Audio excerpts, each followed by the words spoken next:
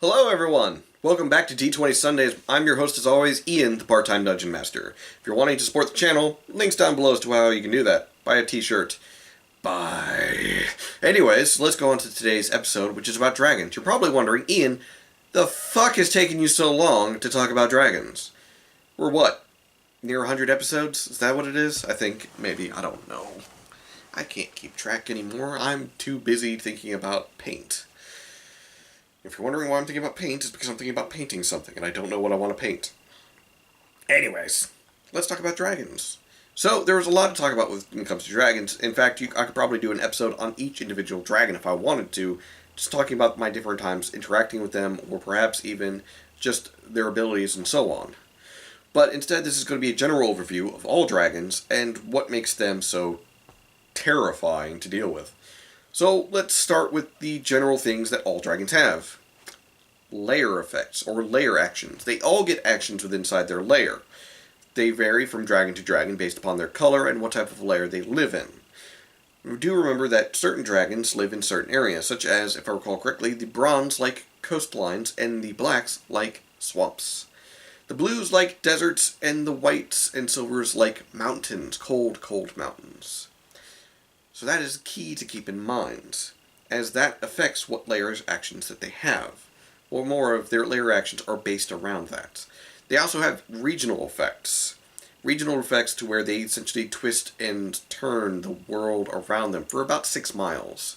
For blue dragons, it's like thunderstorms and sinkholes. For brass dragons, it's everyone becomes giggly, and you see their faces carved every now and then. Yeah. So, that's pretty much the first two, which is layer actions and regional effects.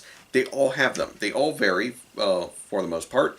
And, they make things not fun. You don't want to fight a dragon in its lair, but you kind of want to fight a dragon in its lair because that's where all of its hoard of gems are. That's another thing all dragons have.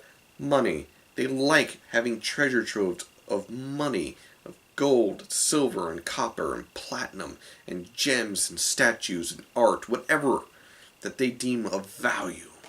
They want it. Even the good aligned ones. A copper dragon, which is a good host, and they love bards, would still like a donation of your money for being such a good host. Unless you are a very good singer, in which they will give you a pass if you sing them a song. Yeah. But what else? Or what makes a dragon? Well, let's talk about sizes and their ages. So, for the wormling, which is about CR2, CR4, depending on the color, is a medium size and must be of age of 5 or less. So, that means when it's born, it's a medium-sized creature. It's not a little bitty thing. No, it's a medium-sized creature when it's born. And, they also have breath attacks already. Wormling Black Dragon, by the way, 5d8 acid damage. 5d8. CR2, 5d8. Have fun with that. Young. Size, large. Age, 6 to 100. Adult, huge. Age 101 to 800. Ancient, gargantuan. Age 801 and up.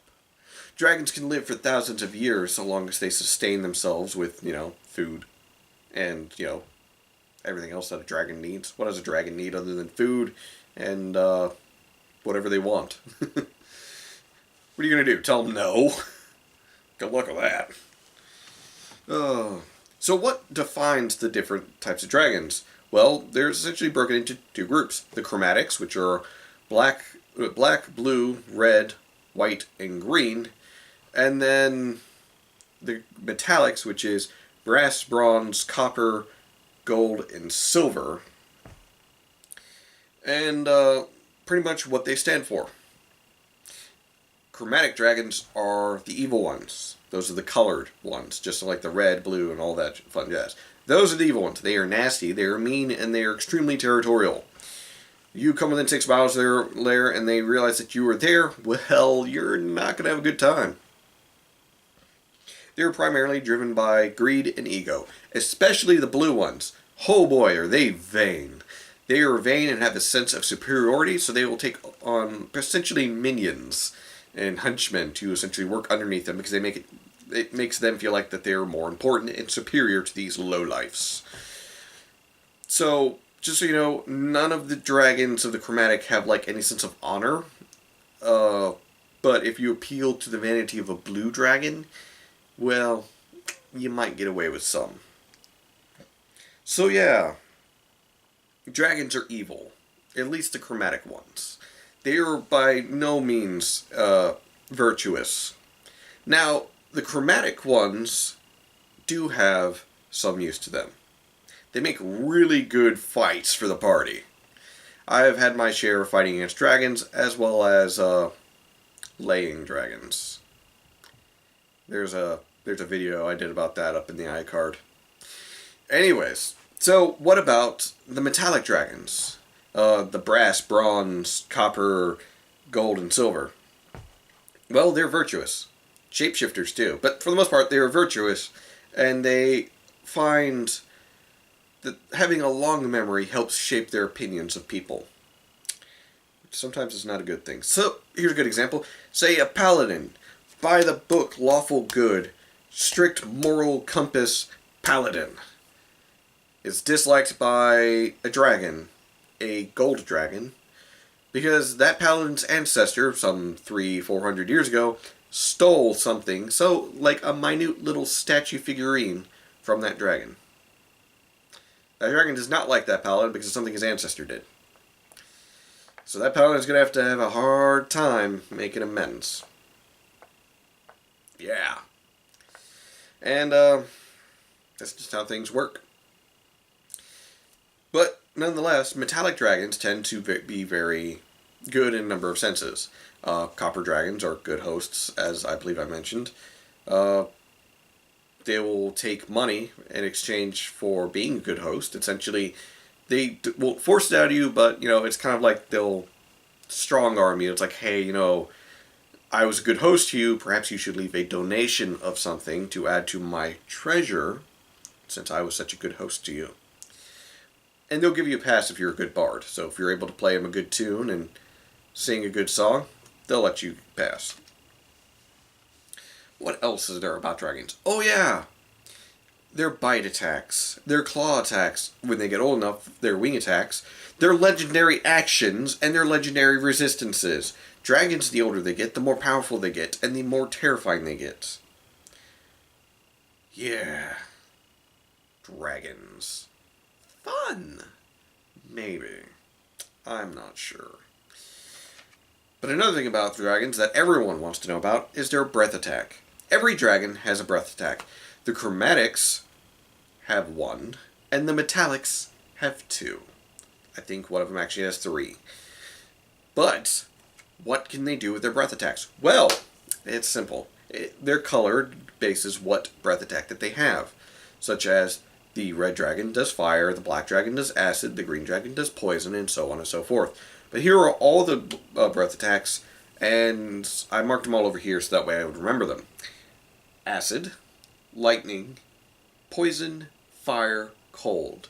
Those are the 5, chromatic ones, and all that the metallic ones have as well. But here are the ones that the metallic ones have, and the chromatics don't. Sleep, repulsion, which is essentially pushing something away. Slowing, weakening, and paralyzing. The chromatics get 2, I think one gets 3, the metallics get 2, and I think one gets 3, and the chromatics get 1 each. But here's the thing. That doesn't make them unable to deal with each other. You see, dragons are immune to a breath attack of their color, such as blue dragons are immune to lightning, red dragons are immune to fire, and so on and so forth. And they also get a couple of spells. That's if you decide to go with that variant of dragons. But they do get, they do a lot of damage. That's pretty much what it comes down to.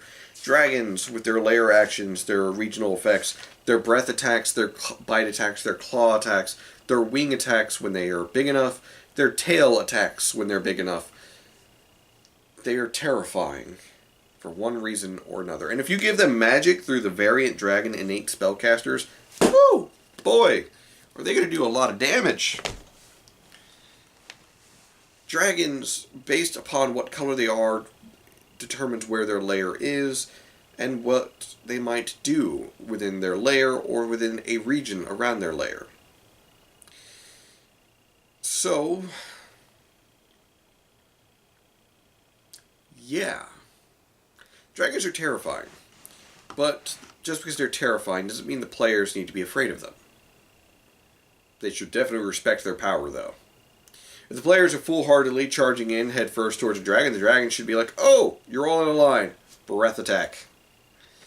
Or the dragon, if he's, say, flying around and terrorizing a town, and the players want him to fight, the dragon is by no means obligated to come down to their level. It's called a strafing run, and he can do it as many times as he pleases, as his breath attack recharges on a 5 or a 6 whenever you roll a d6. So, yeah, respect a dragon, but sometimes fearing them is optional. Anyways, catch you in the next one.